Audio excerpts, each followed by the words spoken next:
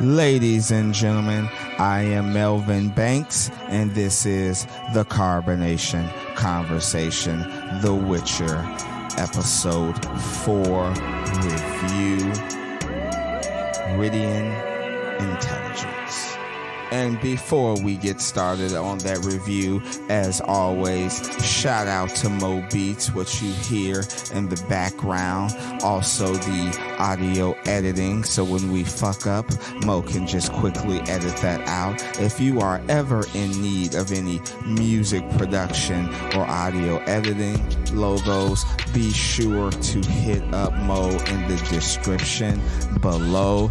Thank you for joining me again. Do not forget to like our reviews, subscribe, become followers, comment on how you feel about the episodes.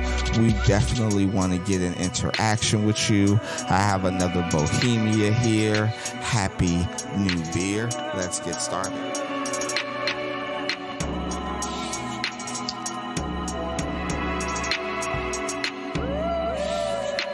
So, I decided this time we're going to focus on Geralt and Ciri's story first. And what we have is a montage of Geralt and Ciri climbing over the mountains. You know, Geralt giving her like that young, Batman Begins speech. You know, they're running through the woods. We have Ciri fall. You know, she has a gash on her face. And out of nowhere, she's introduced to Triss. Triss is just heading to Kaer Morhen, and they just happen to meet after Ciri falls on her face. Happy New Year.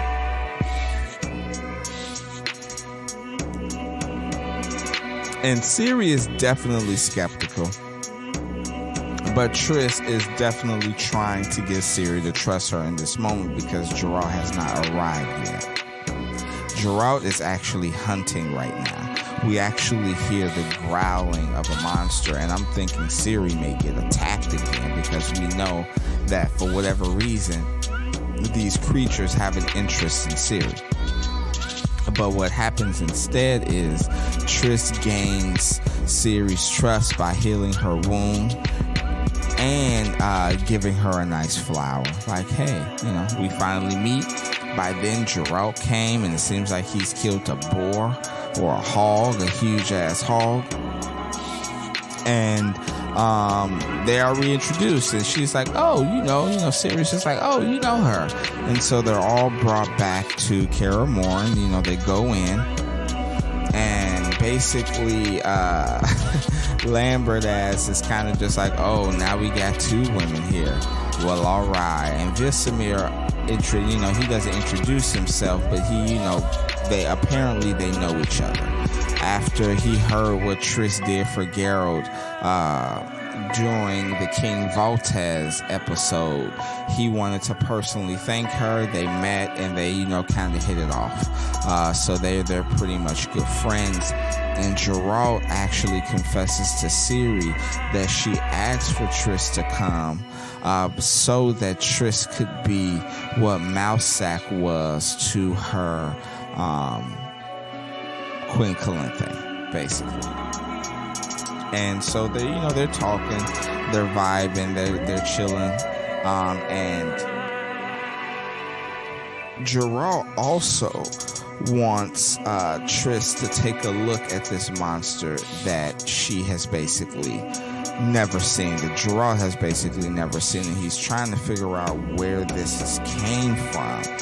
And so what Triss decides to do, because Geralt is interested if maybe a mage made this monster, and that's why he doesn't recognize it. And so what she does is she puts some sort of spell that will tell them by the next day if it was actually made by a mage. Meanwhile, her and Ciri get to know each other a little bit more. They definitely want to see if Siri has some ability. But Siri is also in the middle of her Witcher training, or at least being trained by Witchers.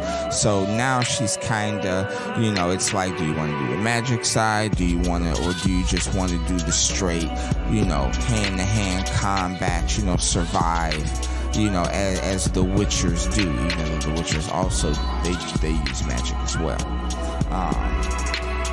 And yeah, so that's what's going on between Siri and Triss. So the following day, Siri comes out looking a little nicer than she normally has, because she's been training with the Witcher, so she's been basically like living as she, just like them, basically. So dirty and clothes that can barely fit her. They've been giving her mushrooms and herbs like, they were giving the kids, which Siri actually mentions when Triss arrives in day one and they all eat. She asks if there are any herbs and mushrooms, and Triss is kind of just like, what? Because obviously they don't really know the effect that it would actually have on Siri. They're just treating her like a normal girl, even though she isn't normal. So they don't know what could be the cause. I mean, what could be the effect of giving her these things, as if she was just doing regular Witcher training. And so Siri comes out looking, she's looking pretty. And immediately Lambert and Cohen is like, what is that smell? They basically kind of shit on her parade, because she thinks she's looking pretty. And I'm assuming even when she comes to them to talk to them about how their day went, she's probably looking for some gratification. That's the only word that's popped in my head. I don't know if I'm using that correctly, but she's looking for them to say, oh, look at you, you look really nice, because she is still a young girl and she does need to be hyped up a little bit. But instead they go the opposite way, kind of like what older brothers do. Oh, you look horrible, which kind of pisses her off. She storms off, and it also pisses off Triss, because Triss is just like, really? Y'all don't have nothing here for this girl. And y'all been feeding her those herbs and mushrooms. And what if, I believe she even says, she mentions, she doesn't even have something for her period, or she says something along the lines like, you guys need to be ashamed of yourself. She basically snaps on them. And as she goes to not only comfort Siri, they start working on, magic a little bit. And Gerard joins them, and this is around the time, Gerard joins them, and he does give Siri her remaining breakfast, saying that, Lambert and Cohen and that wanted to make sure that she ate. So, it's all fun and games. They really feel like she's kind of family now, but obviously Siri, she can still, people still get hurt by what's said, and so that is what that is. And what they find out is it wasn't mage, but what they also find out, it's made by a special I don't know, a special material, I guess you can say, called stellulite. And the stellulite is not only in the new monster, but it's also in the Leshy that the new monster killed. But they know stellulite can only come from monoliths. And that is where Siri gets a little quiet. And basically what she says is that the monolith, basically when Sentry got sacked and when Kahir was so close in getting Siri, she screamed and she toppled the monolith. And so now they know a little bit about Siri's abilities. Happy New Year.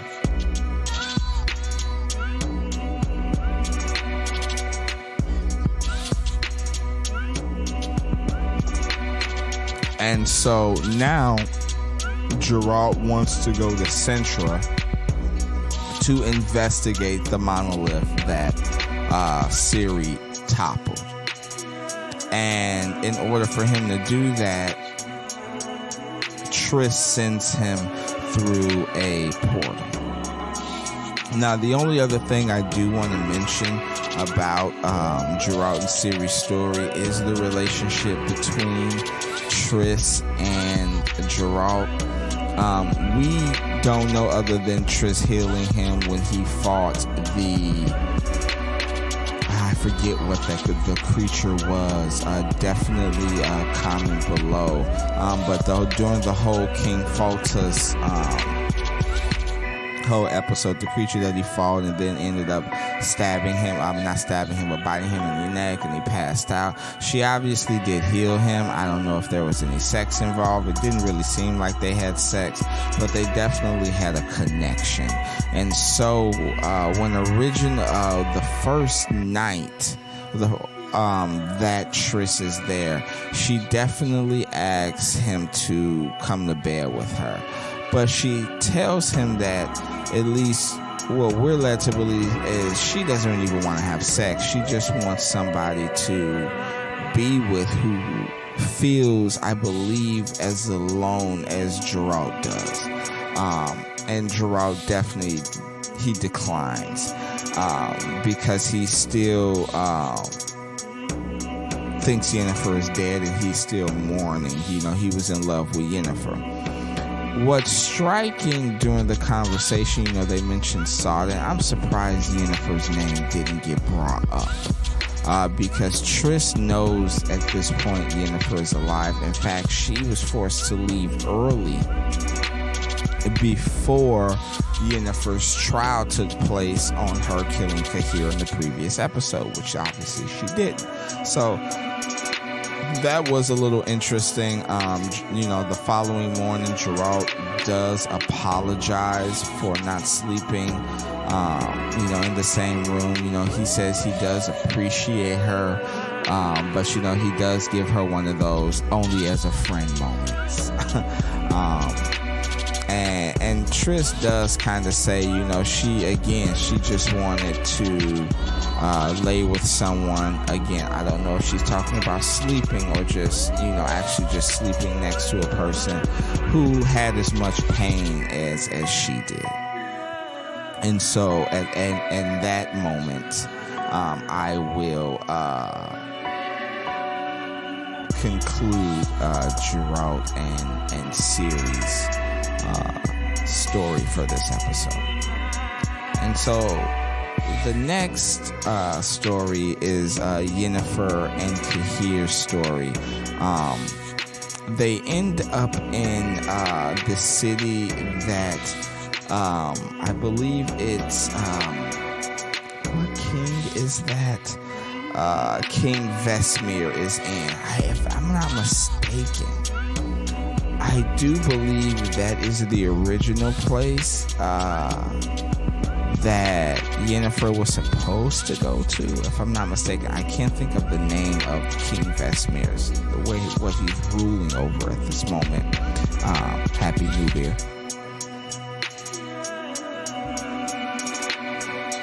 But I do believe it's the place that Yennefer went to where he basically sent an assassin to kill his wife.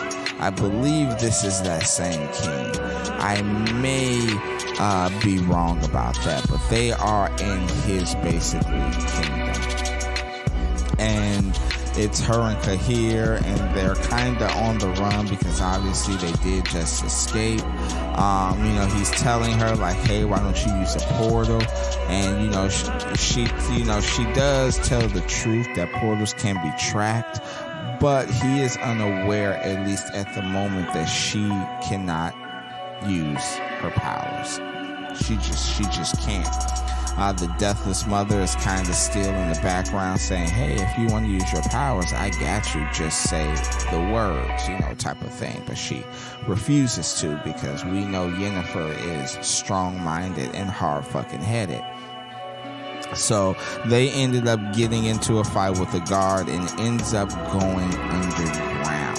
And before I continue their story, I do want to briefly talk about King Vesemir's story, because he does have counsel, and he's getting basically spoken to about the current situation. Basically, they are arresting and killing, if necessary, all elves. They're not playing no game. As we've learned, the North has totally went hard and set up laws and rules about elves, because since Nilfgaard has welcomed them to Centra, they don't know who spies. At least that's their reasoning to it. So it's kind of like concentration camp type shit, honestly. It's amazing how even these type of stories in fantasy kind of reflect what was done to certain cultures throughout history. And one of his advisors gives him his wine, or at least what we think is wine, and she is automatically killed. And the wine that she was given to him is told to give it to his very best advisor, which the advisor drinks because he has no choice, and the advisor dies. What we do know is the person who was handing him the drink definitely meant to kill him. I don't know about the advisor that he made to drink it, because the king basically was like, hey bro, I've known him since I was like 9, 10. And he was just like, sorry, I just had to be sure that he wasn't in on it type shit. And this character, his name is Dijkstra, one of those two names. And basically they have a conversation about, what's going on. He said the North, basically all the Northern Kingdoms made an alliance to go against the elves, but he don't really give a shit about that. What he gives a shit about is claiming Centra, because they never could claim it when Queen Calanthe was basically running the show. Happy New Year.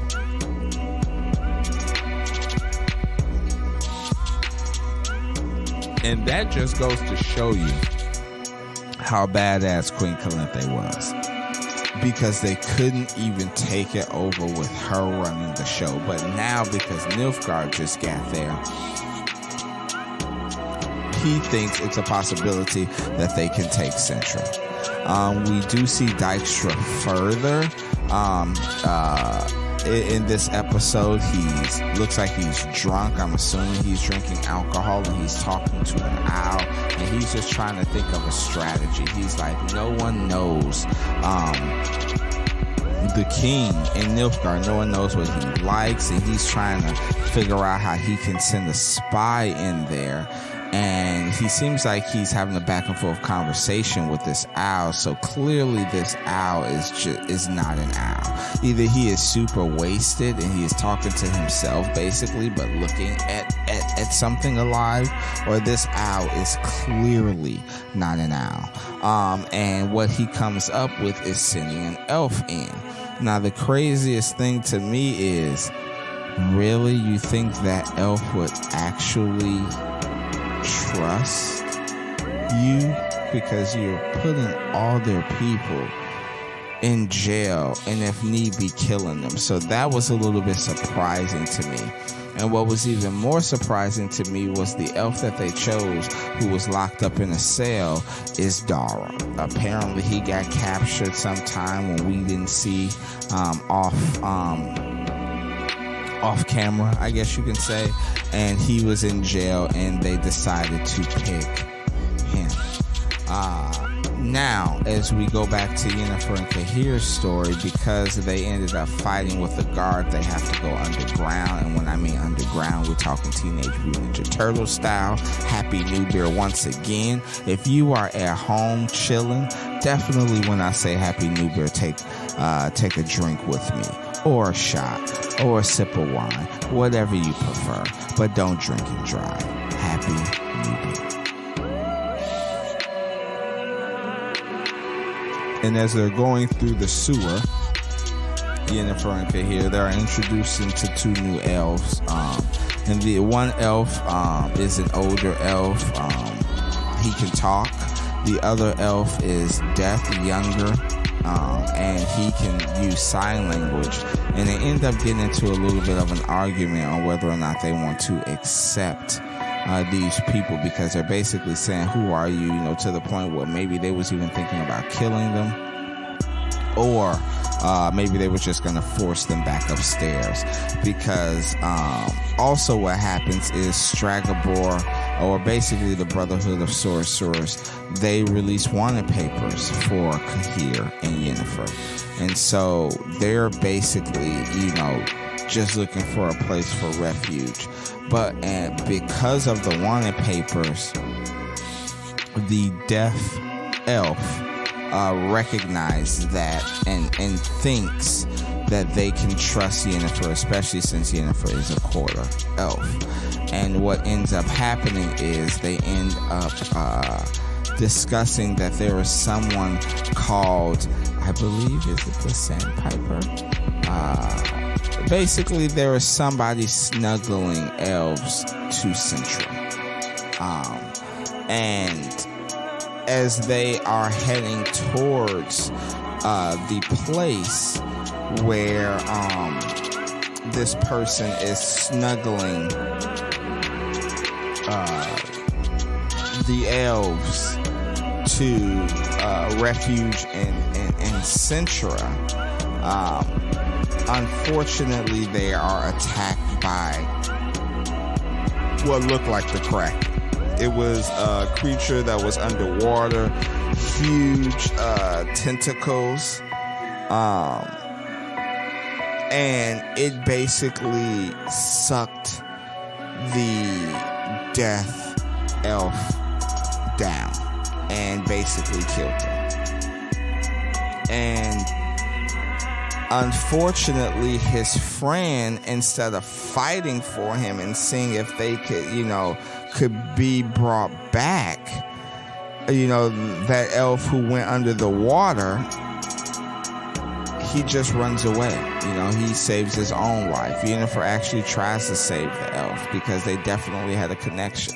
The elf was talking about having a family and having a beautiful wife. He was kind of hitting on Yennefer, but Yennefer, she doesn't have power, so she's very vulnerable. Not necessarily saying that she fell for him or anything. She just thought he was kind of, he was cute. It was cute. It was, oh, you're hitting on me. Kind of like a teenager hitting on an older woman. Like, oh, I appreciate it. Thanks for making me feel a little special, but I ain't gonna do nothing with you, type of thing.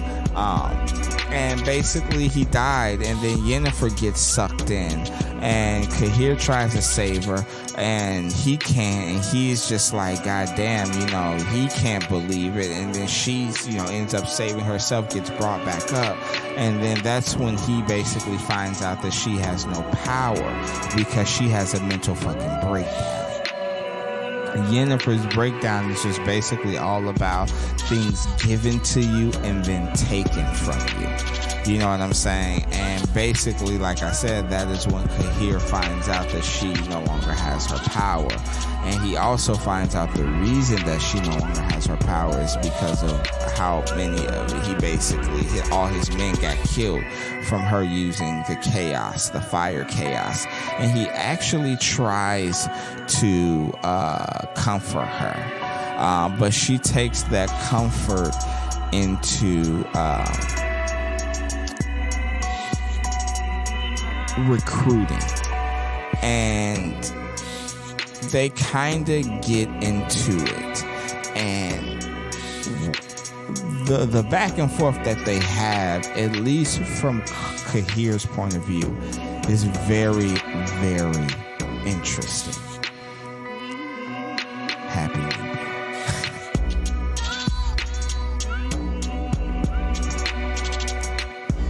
And basically,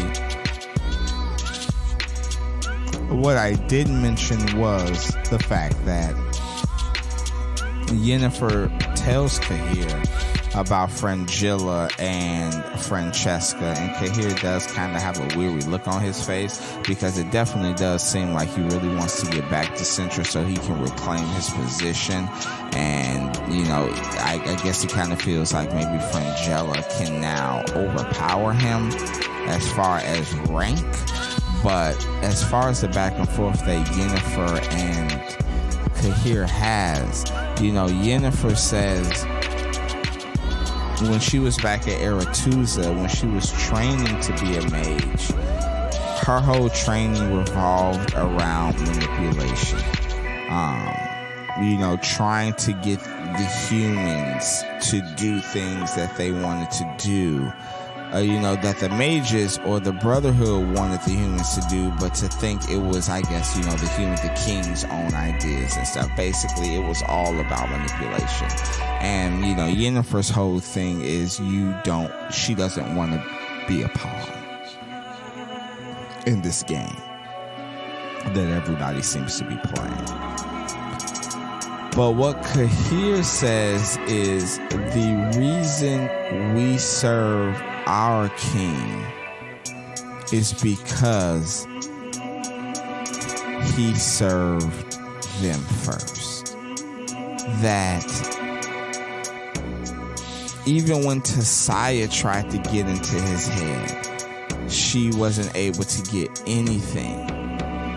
And although Tasaya feels like there was a magical barrier maybe put in his head, because that is the explanation that she gives the Brotherhood, maybe it isn't. Maybe it has to do with love and devotion. Especially when he said, our king submitted to us first. And we gotta talk about leaders when it comes to this. People will follow the big tough guy that screams loudly in a group full of people, you know, that seems strong and that seems to have the ideas. But the better leader is the one that doesn't necessarily take charge. It's the one that taught and who lives amongst the people. You know, that type of person.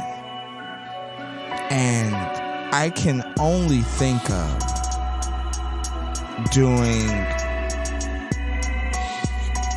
Princess Pavera's betrothal, how shitty Queen Calanthe treated Nilfgaard. And when you are a person that gets shitted on, maybe repeatedly, no, not maybe, but repeatedly, it has an effect of how you treat other people, because you tend to treat other people with the utmost respect, because you would never treat a person like that, ever. And that is probably what happened with Frangilla and Kahir. Like this king, this Nilfgaard king, who I am forgetting the name of right now, and maybe I can look at it real quick and my other notes on my phone to look at it, but it does seem like he was definitely able to get through to Frangilla and Kahir. And it's so interesting, because I'm just like, is Kahir the Jaime Lannister of this? Are we going to see a full circle and he is going to end up being a fan favorite and a good guy? By the way, the king of the Nilfgaard is Emir. And you can see that Kahir was very passionate about his speech. But I must go on. But I felt like I needed to take that time out to talk about that conversation, because it was just like, bro, can I meet Amir? Like, Happy New Beer. Can I meet Amir, please? Because you making it seem like he is the one and everyone else is fucked up. And by the way, how Stragabor and a tourist, I believe, that's the other, the Major in Power, how they are, and how Queen Calinthe even was, we could see why maybe Nilfgaard and the elves should be aligning. Maybe they are the right side. I'm just saying. Because it seems like everybody is flocking over there. Everybody. And even Kahir tells her, like I said, maybe there are more plans for you. So they find out that the Sandpiper, that the person that's snuggling people through to be on a ship to just not people but snuggling elves, smuggling. Yeah, I've had too much to drink in a short amount of time. Yeah, but whatever. Happy New Year. We find out that the Sandpiper is Yaskier, and he is playing his new hot single in the whole continent, #1, went full platinum and gold, Burn Butcher Burn, which I gotta say the tune it's popping. You know what, maybe during the finale I'll try to attempt to sing that, because he was getting it in on there. It was a really good song. But obviously the song is towards Geralt, and him and Yennefer end up meeting, and he is kind of taken aback, because the last time he saw Yennefer, she had an orgy, she was having an orgy and she was super powerful, trying to control the djinn. So he is a little bit taken aback, but she gives him this super, oh my God, I'm just so glad to see a person that I recognize, this really passionate hug. And he's just like, okay. And basically proceeds to tell her that he is working for some highly rich people to get elves basically to Nilfgaard. And one of the reasons that he is doing this is because if they come from, he was in an inn. And this particular inn didn't give a fuck. They didn't care who came in. They didn't care what your religion was. They didn't care how you felt about nothing, as long as you was coming in to spend money. And they came in there looking for elves. So he's like, bro, if they're already coming from the elves, they're going to go for the dwarves, they're going to go for the reavers, and then they're going to eventually come from the artists, the bards, who want to express themselves freely. And basically nobody's safe. And they do talk a little bit about Gerald. He does admit that the song is about him, because at first he starts denying it. And he does say that he was heartbroken. Gerald was his really good friend, even best friend. And when Geralt told Yaskier those things, he broke his heart. And he's introduced, I believe he's introduced to Kahir, and basically he tells them how he's going to get them on the boat. He has no fucking idea. He usually just wings it every time. So he ends up going, just walking up to the boat, but the guard wants to see his papers because he wants to make sure that he's not an elf. And obviously Yaskier doesn't have his papers. He starts singing his tune, and then the guard recognizes him as the bard who is making all these songs, and he lets him through. Now, as he's walking off, the guard does have some pretty interesting things to say. I will say it is very interesting.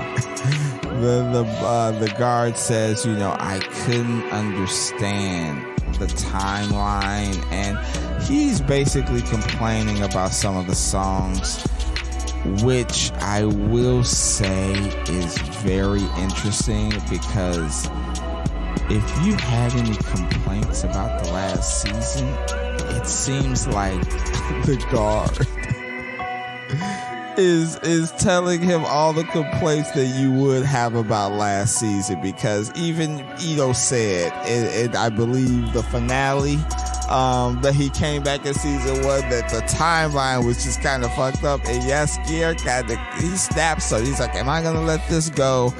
No, I'm not gonna let this go, even though I'm smuggling elves. And he goes back and he basically snaps on the guard, basically saying, hey bro, if you want to create your own shit and put it out there, you are more than welcome to, but if you ain't, you can kiss my ass and shut the fuck up. Happy New Year. He definitely said the Happy New Year. I remember him specifically saying Happy New Year in The Witcher. And that pisses off the guard. Jaskier's finna get his ass whooped, but then the elf that left his boy to die in the puddle where the Kraken took him comes out and says, fuck the North, and basically gets killed for it. Stumped to death. Just basically beaten to death, and that allows all the elves, Yennefer and Cahir, to go on the boat. And as the boat is about to leave, Jaskier says his goodbyes to Yennefer. He says, I wish you good luck, good health, and good riddance. He does question Yennefer of why she did not use her power during this whole ordeal, and that is when she tells him that she does not have her power anymore, and he does say chaos is not done with you. They separate, and I'm assuming as he is leaving, he is attacked with what I can only assume is by the same guards who had an issue with him in the first place. And it seems like Yennefer is left with a decision to make, because Cahir is just like, you gotta leave him. You gotta leave him for himself. So it does seem like Yennefer leaves with Cahir, but we will definitely see next episode if that is for sure. Ladies and gentlemen, I am Melvin Banks. Should I do one more? Happy New Year? I think I will. Happy New Year. Ladies and gentlemen, I am Melvin Banks, and this is the Carbonation Conversation, The Witcher Episode 4 Review. Thank you for joining me. I will see you for episode 5, and that will be with Ito. So it will be me and him reviewing episode 5, and we can't wait for you to listen to it.